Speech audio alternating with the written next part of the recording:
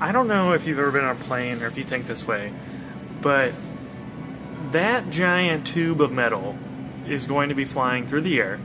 It's going to be flying upwards of 500-600 miles per hour. It's going to be flying at like 30,000+ feet where it's negative 60 degrees and windy. And it's going to be making a journey of hundreds, if not thousands of miles. I myself, I'm going to be flying back to Anchorage tonight, and it's going to take me 4 hours to go like 1,800 miles. It's just amazing, and it's always funny to me. You get on an airplane, and you look out the window. Here, take a look at the windows. You know, there's the people on the window seat, right? There's people in the aisle, and the people in the aisle just fall asleep, and they don't really care what's going on. And you look out the window, you have a view that no one 100 years ago could have seen. No one 100 years ago would have been able to do that.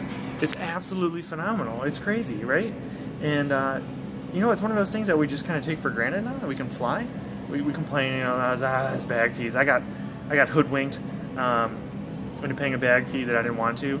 But, you know, it's incredible, you know, what we can take for granted and what's really obvious. But what I want to say is one of the coolest things about it is, you know, every time I fly, it's a miracle. I consider it a miracle. I think it's so wonderful. It's a beautiful, crazy sort of thing. Like literally hurtling through the sky at 30,000+ feet. Like 100 years ago, historically could not have happened. So, you know, because in World War I, they took these little planes up and they're like flopping around in the sky and trying to drop bombs. And it wasn't until World War II that the Air Force really even existed. So, oh, here it goes. It's taking off.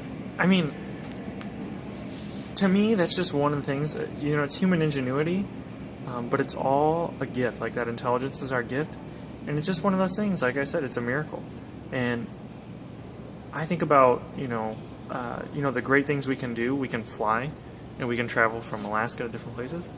But you know, one of the things we can't do is create. And you know, one of the things that I would say is one of the greatest proofs. From my understanding of God is, you know, what we can really do is we can't create, but we can manipulate and combine things. Like I can't create matter. I cannot create an atom. As far as I'm concerned, no one can. No one can create that energy. You can add things or take them apart, but you can never create the substance itself. So as great as we can be using our God-given intelligence and abilities, we're never going to have that gift necessarily of being able to create something out of nothing. And so as we look at our scientific knowledge, we look at our intelligence, you know, it still pales in comparison to the intelligence and beauty of God, who allows us to build such things. I mean, there's one flying in right now. Hopefully the TSA people don't think I'm spying on the United States. So it's just something to think about as I'm flying out. You know, something for you to think about next time you fly. Is just what a gift it is, what a miracle it is, but at the same time how it's just a shade, just a shadow of what God's intelligence is and what God is capable of and what our limitations are.